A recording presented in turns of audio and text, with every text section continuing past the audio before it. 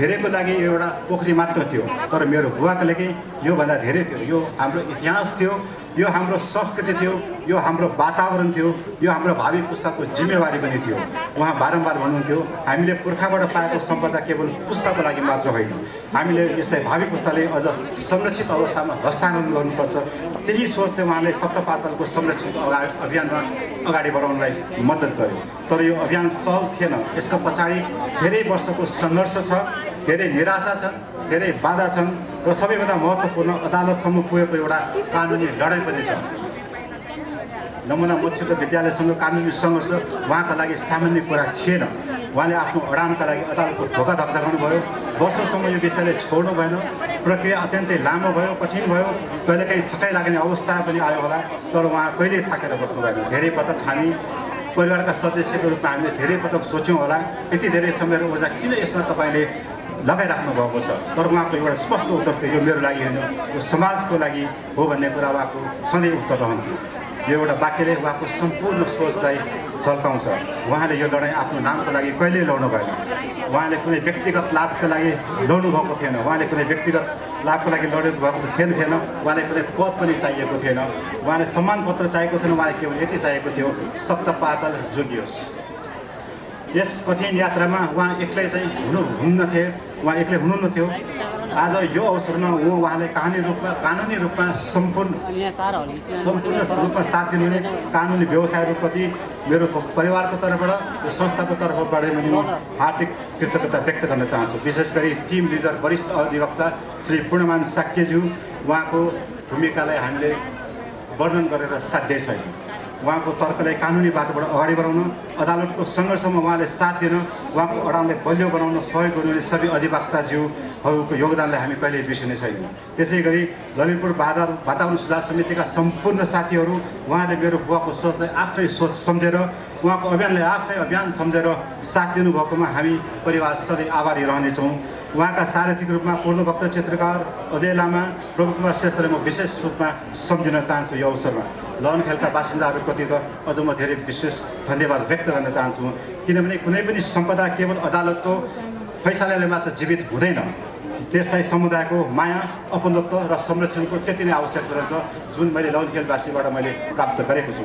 आज यहाँ उपस्थित धेरै अनुहार हेर्दा मलाई लाग्छ बुवाको सङ्घर्ष केवल उहाँको व्यक्तिगत सङ्घर्ष थिएन, यो वास्तवमै समुदायको एउटा ठुलो सङ्घर्ष थियो।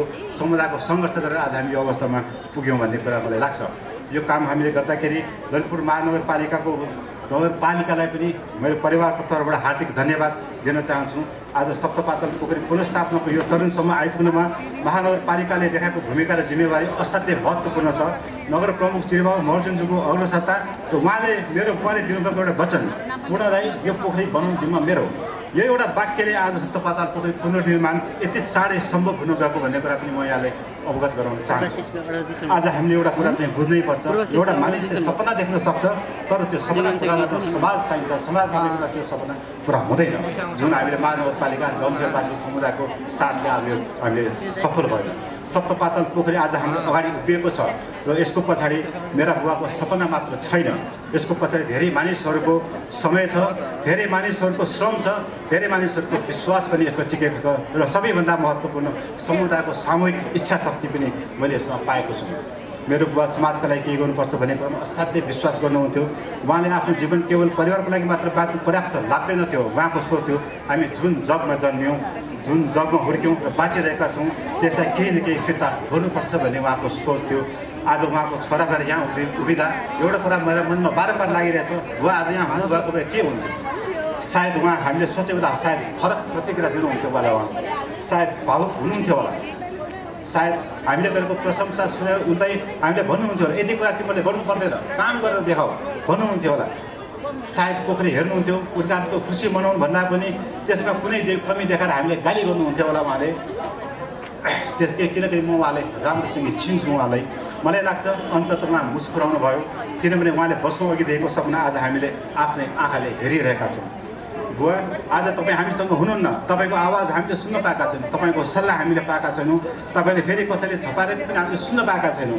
तर आज यहाँ आउँदा एउटा कुरा महसुस गरेको छ, तपाईँ जानुभएको छैन, तपाईँले छोडेर जानुभएको विचारमा तपाईँ हुनुहुन्छ, तपाईँले उठाउनुभएको आवाजमा तपाईँ हुनुहुन्छ, तपाईँले बचाउनु खोज्नुभएको सम्पदामा तपाईँ हुनुहुन्छ र आज यो पोखरीको प्रत्येक थप्पामा तपाईँको वर्षौँको सङ्घर्षको एउटा अंश छ। तपाईँले हामीलाई एउटा महत्त्वपूर्ण कुरा सिकाएर जानुभएको छ, मानिसहरूले साथ नदिँदा पनि विश्वास छोड्नु हुँदैन र आफ्नो समाज र वातावरणको लागि केही गर्न सकिन्छ भने अरू कसैले गर्ला भनेर हामीले भन्नु हुँदैन। त्यसैले आजको यो उद्घाटनलाई हामीले अन्त्यको रूपमा नलिउँ, यो एउटा नयाँ सुरुवात हो। सप्तपातल सफा राख्ने, यसको संरक्षण गर्ने, यसको ऐतिहासिक महत्त्व बुझ्ने र बुझाउने, भावी पुस्ताले यसको कथा सुनाउने र यो सम्पदाले फेरि कहिले व्यवस्थाको अवस्थामा पुग्न नदिने, यो अब हाम्रो सामूहिक जिम्मेवारी हो। किनभने यदि हामीले आज यसलाई पुनर्स्थापित गरेर भोलि फेरि व्यवस्था गऱ्यौँ भने हामीले मेरो बुबाको सङ्घर्षको वास्तविक सम्मान गर्न सकेनौँ। यदि हामीले यसलाई